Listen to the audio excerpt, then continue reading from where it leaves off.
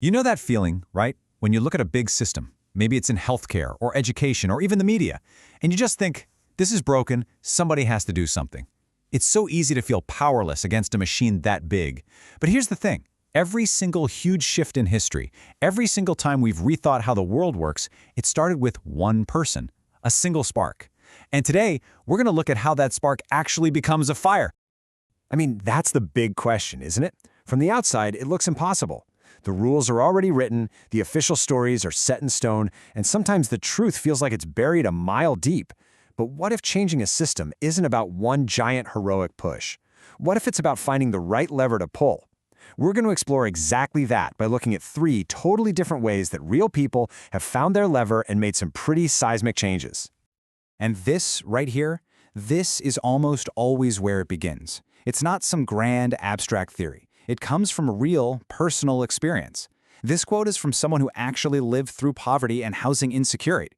And that experience, it didn't break them. It forged this incredible motivation. The drive to fix a system, it's not an intellectual exercise. It's born from this deep, human need to make sure that nobody else has to go through what you went through. It's always personal. Okay, so our first pathway is all about challenging the very rules of the game. Let's take a look at philanthropy, a system that is literally built on rules, on grant applications, and on funding organizations. But what happens when the rules themselves are the real problem? So get this. This is the radical idea behind an initiative in New York City called the David Prize. Instead of funding big, established nonprofits that have mastered the art of writing complicated grant proposals, they do something so simple it's almost revolutionary. They give money directly to people, no strings attached. It is a fundamental bet on a person's vision. It's an act of what you might call radical trust, basically saying, hey, the person who's closest to the problem is probably closest to the solution too. And we are not talking about a little bit of seed money here. We're talking about $200,000 given to 5 New Yorkers every single year. This isn't just startup cash. They call it bridge financing. It's that absolutely critical capital that bridges the huge gap between having a powerful idea and actually making it a reality. It's the money that lets you take a hunch, an idea born from your own life, and turn it into something real. And what's so cool about this comparison is how it just lays bare the entire shift in thinking.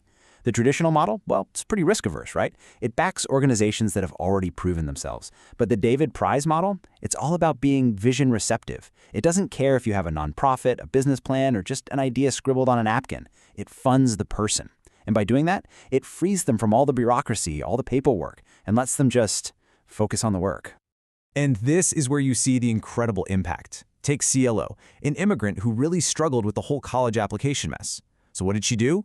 She created Road to Uni to make sure other students don't get lost in that same system.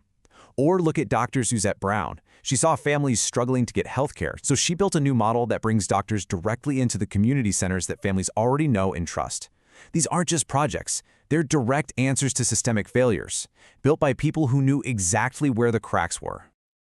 All right, so that's about rethinking the rules. But what if the rules aren't the issue? What if the problem is the story everyone's been told?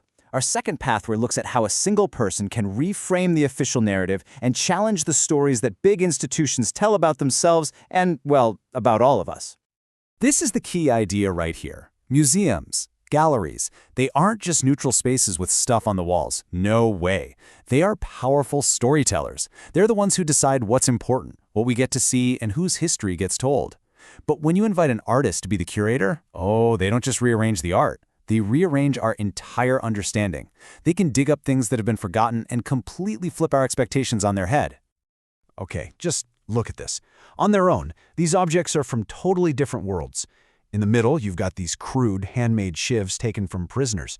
Then, surrounding them, you have these sterile, precise surgical tools from a medical museum.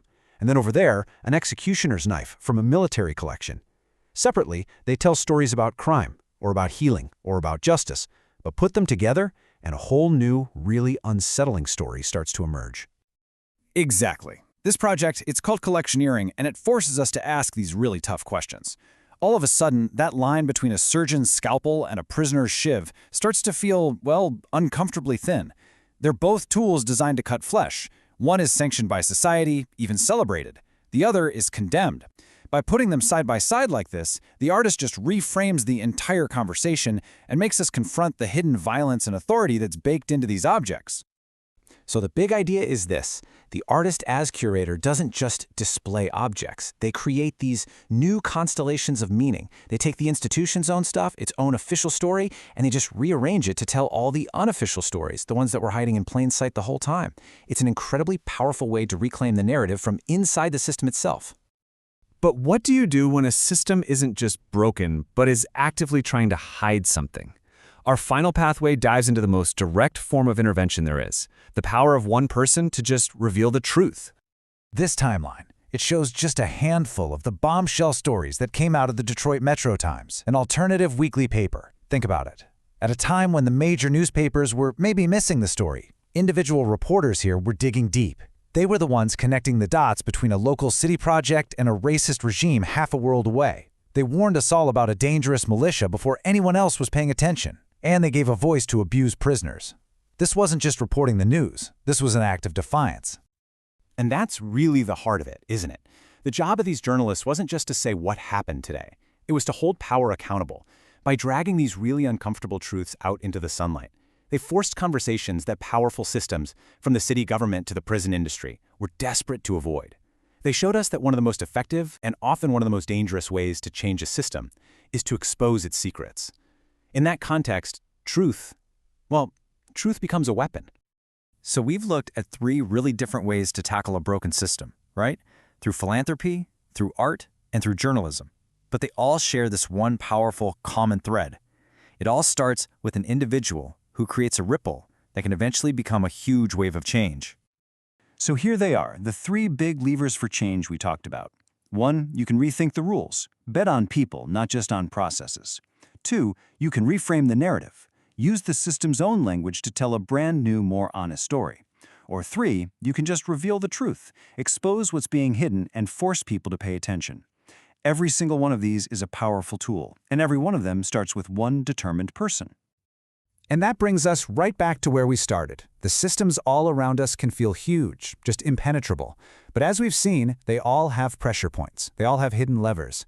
Change doesn't always come from a giant protest. Sometimes it comes from a better idea, a fresh perspective, or a single stubborn fact that just won't go away. So the real question isn't whether the system can be changed. It's what's the broken piece that you see most clearly, and what ripple are you going to create?